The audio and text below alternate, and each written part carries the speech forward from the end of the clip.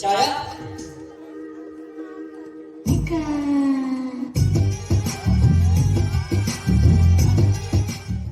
ನನಗೆ ಟೈಮ್ ಆಯ್ತು, ಆಫೀಸ್ಗೆ ಹೋಗಿ ಬರ್ತೇನೆ. ಆಗ್ಲೇ ಆಫೀಸಿಗೆ ಹೊರಟೆ ಬಿಟ್ರ? ಅಲ್ಲ ರೀ, ಊಟ ಮಾಡಿ ತಾಂಬೂಲ ಹಾಕಿಕೊಳ್ಳೋದಕ್ಕೂ ಕೂಡ ನಿಮಗೆ ಪುರ್ಸತ್ತಿಲ್ವೇನು? ಇದೇ ರೀತಿ ಶ್ರಮ ಪಟ್ರಿ ಈ ನೀವು ಪ್ರಕೃತಿ ಸರಿಯಾಗಿರೋದಕ್ಕೆ ಹೇಳ್ತಾನೆ ಸಾಧ್ಯ? ಛಾಯಾ, ಕೇವಲ ಪ್ರಕೃತಿ ಕಡೆಗೆ ಲಕ್ಷ್ಯ ಕೊಡ್ತಾ ಹೋದ್ರೆ ಆಫೀಸಿನ ಕೆಲಸ ಮುಗಿಯೋದು ಯಾವಾಗ? ನೋಡು, ಇಂದು ತಿಂಗಳ ಕೊನೆಯ ದಿನ. ಆಫೀಸ್ನಲ್ಲಿ ಎಲ್ಲ ರಿಜಿಸ್ಟರ್ಗಳನ್ನ ಸರಿಪಡಿಸಿಡ್ಬೇಕು. ಮೇಲಾಗಿ ನೌಕರರ ಪಗಾರ ಬಿಲ್ ತಯಾರಿಸಬೇಕು.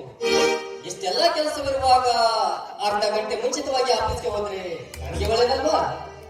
ಆಫೀಸು ಆಫೀಸು ಆಫೀಸು ಈ ಹಾಳದ ಆಫೀಸ್ ಕೆಲಸದಲ್ಲಿ ಹೆಂಡತಿ ಯೋಗಕ್ಷೇಮದ ಬಗ್ಗೆ ನಿಮಗೆ ಲಕ್ಷ್ಯನೇ ಇಲ್ಲ.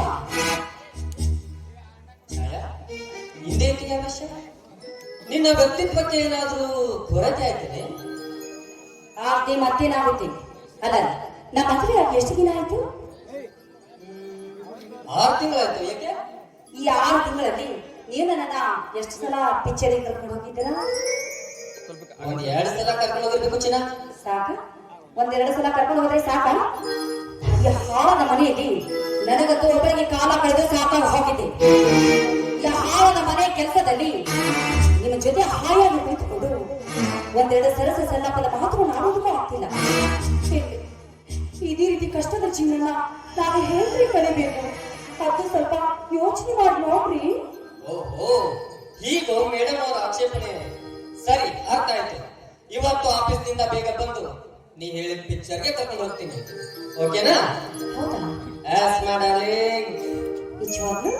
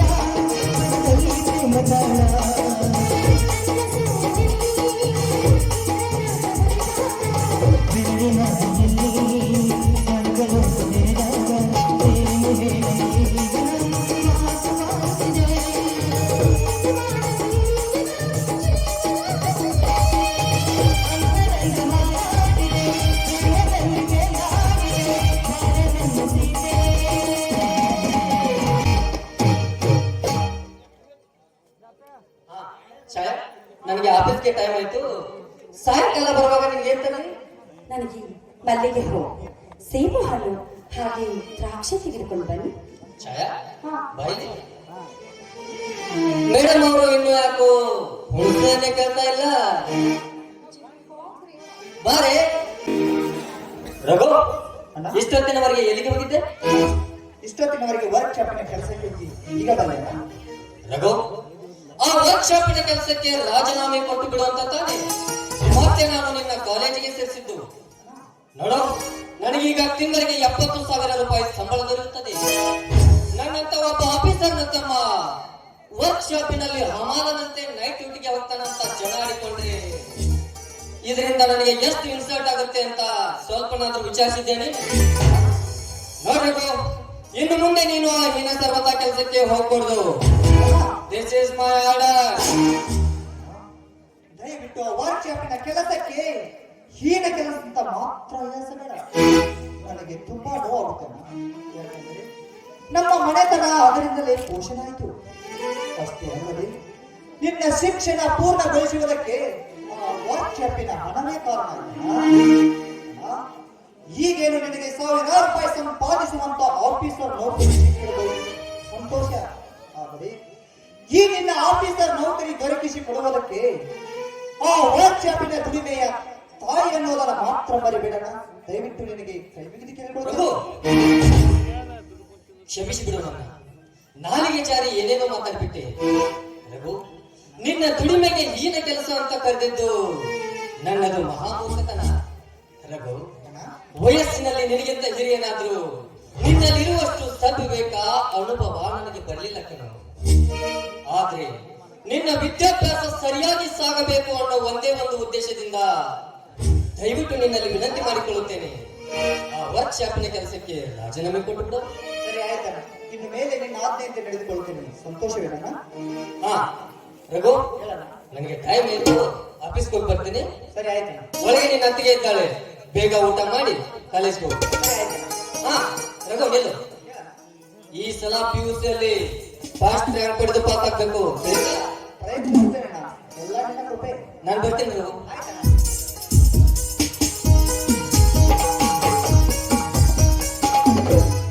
ಅತ್ತಿಗೆ ಅತ್ತಿಗೆ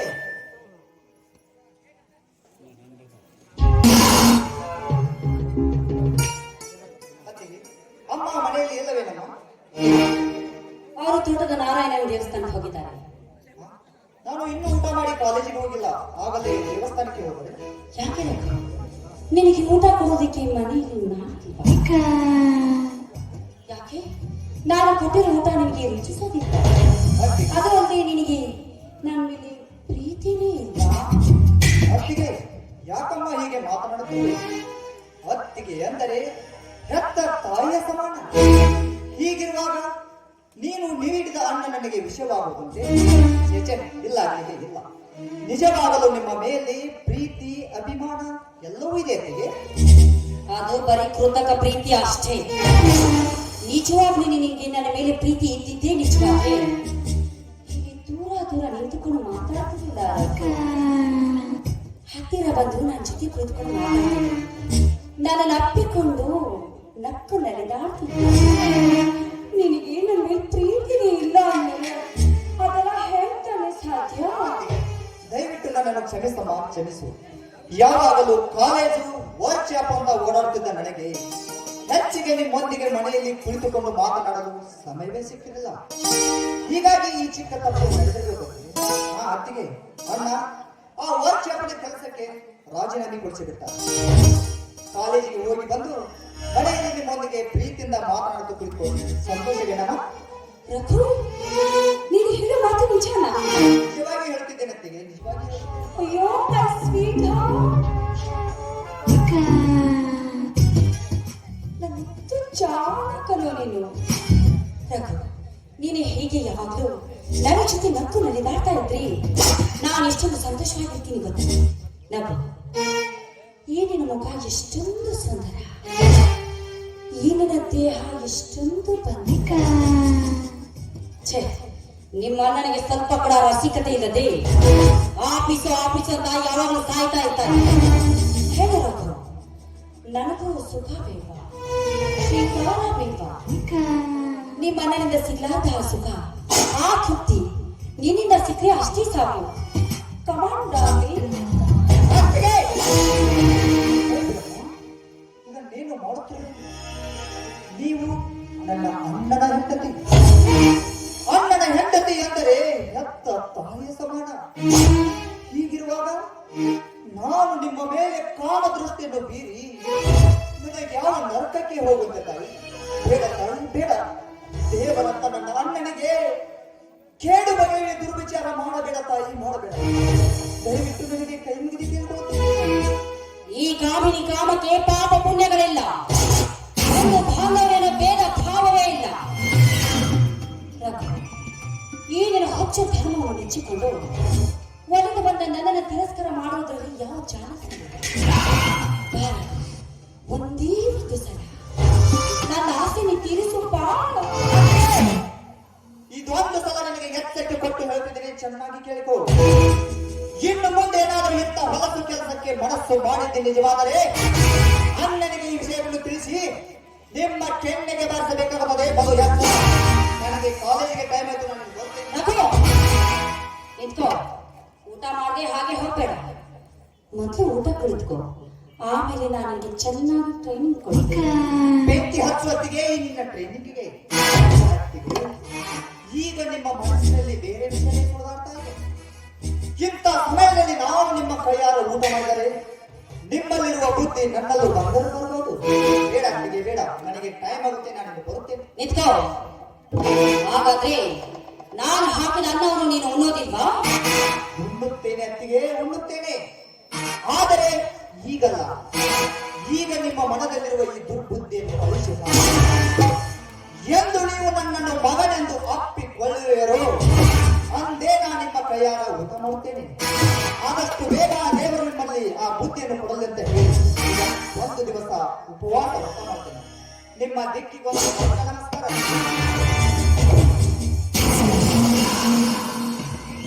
ಎಷ್ಟು ಸೊಕ್ಕು ಇವನಿಗೆ! ಇವತ್ತು ಸಾಯಂಕಾಲ ನನ್ನ ಗಂಡ ಬರಲಿ, ಇವನಿಗೆ ಸರಿಯಾಗಿ ಬುದ್ಧಿ